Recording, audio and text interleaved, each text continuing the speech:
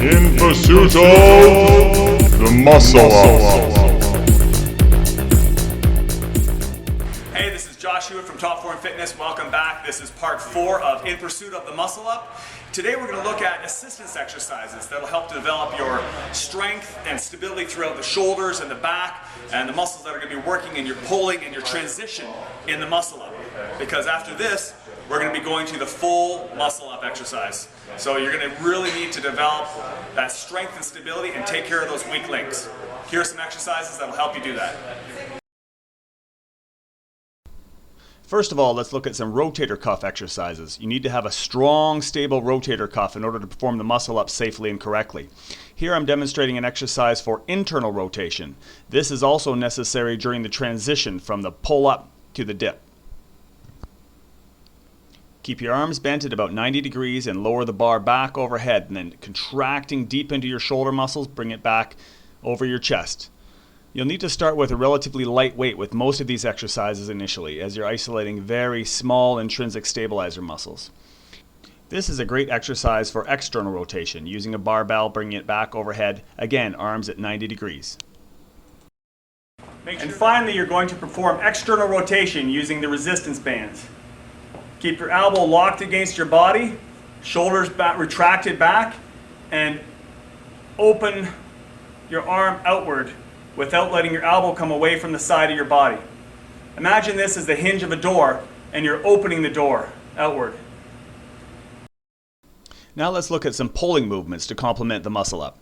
The inverted row is a very good basic pulling exercise that will strengthen the biceps and the shoulders and back, muscles that are involved in the pulling motion during the muscle up. The inverted row can be performed using a bar or using straps, and the lower your angle, the more challenging it becomes.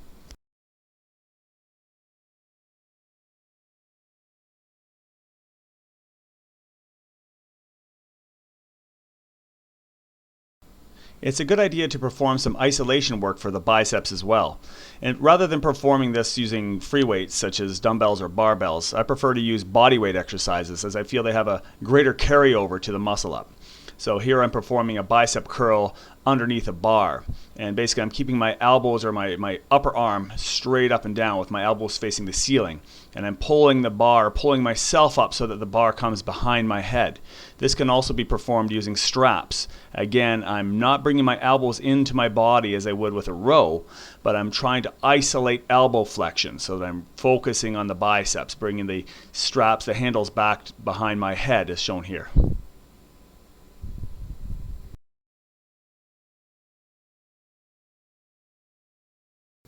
The parallel bar dip is an essential exercise to train in preparation for the muscle up. As long as you don't have any shoulder injuries, try to go as deep as you can and lean forward into the dip motion. This will have a greater carryover for you in the transition with the muscle up. This exercise is called the rolling tricep extension. And it's basically an exercise that combines a dumbbell pullover with a tricep extension and a chest press. So you're getting your chest, shoulders, triceps, and lats all involved in the same movement.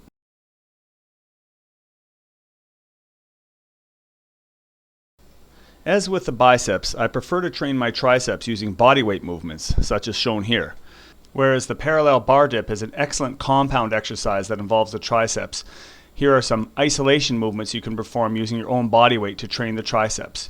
Using a bar or straps, you keep your arms overhead and bend only at the elbows, trying to keep your upper arm again as immobile as possible, and bring the bar or the straps behind your head as you raise and lower your whole body. The lower you go, the more challenging it becomes. Now, if you don't have access to a bar or suspension straps, you can also perform this exercise using a bench. The lower the bench is, the more challenging it becomes.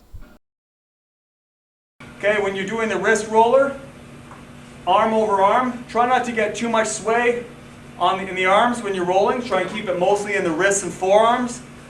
Roll the weight all the way up to the top. And then control the weight on the descent. Eccentrically lower it. I see a lot of guys just letting the weight slide out of their hands on the way down. Try and work in both directions. Once you get to the bottom, continue in that opposite direction and roll the weight up in the opposite direction. And then lower it eccentrically as well.